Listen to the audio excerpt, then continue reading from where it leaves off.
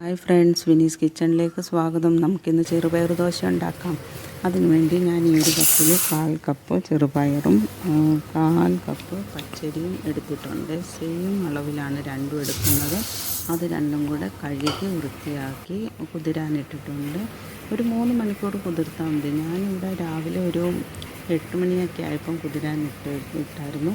ഇനി നമുക്കിത് ഒരു 11 മണിയായപ്പോൾ ഞാനതെടുത്ത് കഴുകി ഞാനൊന്നുകൂടെ ഒന്ന് ഇടത്ത് കൊടുത്തിട്ട് അരച്ചെടുക്കാൻ പോവാണ്. ഇനിയിപ്പോൾ നമുക്കൊരു മിക്സിയുടെ ജാർ എടുത്തിട്ട് അതിനകത്തോട്ട് അരിയും ചെറുപയറും കുതിർത്തതും കൂടെ ഇട്ട് കൊടുക്കണം. ഇട്ട് കൊടുത്തിട്ട് കുറച്ച് വെള്ളം കൂടെ ചേർക്കണം. അതിൻ്റെ കൂടെ 2 പച്ചമുളക് മതി. പിന്നെ വേണ്ടത് ഒരു ചെറിയ കഷ്ണം ഇഞ്ചി, പിന്നെ വേണ്ടത് കുറച്ചൊരു 1/4 ടീസ്പൂൺ കായപ്പൊടിയും, പിന്നെ വേണ്ടത് 5 ടേബിൾ സ്പൂൺ തേങ്ങ ചിരവിയത്. ഇനി 2 ടേബിൾ സ്പൂൺ വെള്ളം കൂടെ ഒഴിച്ചു കൊടുക്കണം. അത് ഞാൻ ആ തേങ്ങ ചിരവിയ കപ്പിനകത്ത് തന്നെ 2 ടേബിൾ സ്പൂൺ വെള്ളം ഒന്നുകൂടെ കഴുകി അതിനകത്ത് ഒഴിച്ചിട്ടുണ്ട്. ഇനി നമുക്ക് പേസ്റ്റ് രൂപത്തിൽ അരച്ചെടുക്കാം. ഞാൻ കാണിക്കാം ഇങ്ങനെ ഏത് പരുവം. ഈ ഒരു പരുവത്തിൽ അരച്ചെടുത്തിട്ടുണ്ട്. ഇനി ഇത് നമുക്കൊരു പാത്രത്തിലോട്ട് മാറ്റാം. ഇത് മാറ്റി അതിൻ്റെ മിക്സിയുടെ ജാറും കൂടെ കഴുകി ആ വെള്ളം കൂടെ അതിനകത്ത് ഒഴിച്ച് നമുക്കിത് പൊങ്ങാൻ വയ്ക്കണം. ഞാനിത് അരയ്ക്കാൻ എടുക്കുന്നത് ഒരു 11 മണിയായപ്പോഴാണ് ഞാൻ അരച്ച് വെച്ചത്. അത് ഇനി നമുക്ക് വൈകിട്ടെടുത്താൽ മതി. ഇതായപ്പം പൊങ്ങിയിട്ടുണ്ട്. ഞങ്ങൾ രാത്രി ഡിന്നറിന് വേണ്ടിയായി ഈ ദോശ എടുക്കാമെന്ന് വിചാരിച്ചു. അതിന് ഞാൻ 8 മണിയൊക്കെ ആയപ്പം രാത്രി 8 മണിയായപ്പോൾ അത് തുറന്ന് ഈ ഒരു പരുവായിരിക്കുണ്ടായിരുന്നു. പൊങ്ങിയൊക്കെ മാവിച്ചിരി കട്ടിയായി. അപ്പോൾ ഇനി നമുക്ക് ദോശ ചുടണമെങ്കിൽ മാവിച്ചിരി ലൂസാക്കണ്ടേ.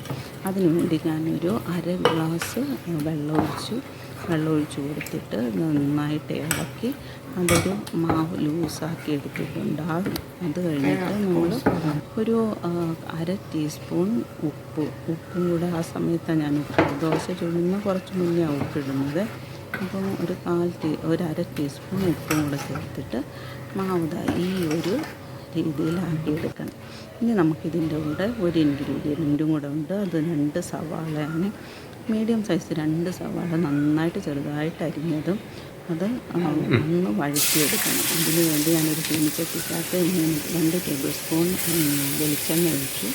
അതിൻ്റെ കൂടെ ഈ സവാളയും കൂടെ ഇട്ട് ഈ ഒരു പരുവത്തിൽ വഴറ്റിയെടുത്തിട്ടുണ്ട്.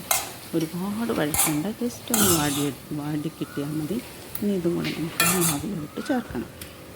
എന്നിട്ട് ഇത് ചേർത്ത് കഴിഞ്ഞിട്ട് മാവ് നന്നായിട്ട് ഇളക്കി നമുക്ക് ആ ദോശ ചുടുന്ന ആ ഒരു പരുവത്തിലാക്കണം. അപ്പം ദോശയുടെ മാവിൻ്റെ കൂടെ ഈ സവാളയും കൂടെ ചേർക്കുമ്പോഴത്തേക്കും നല്ല ഒരു മണവും നല്ലൊരു ടേസ്റ്റുമാണ്.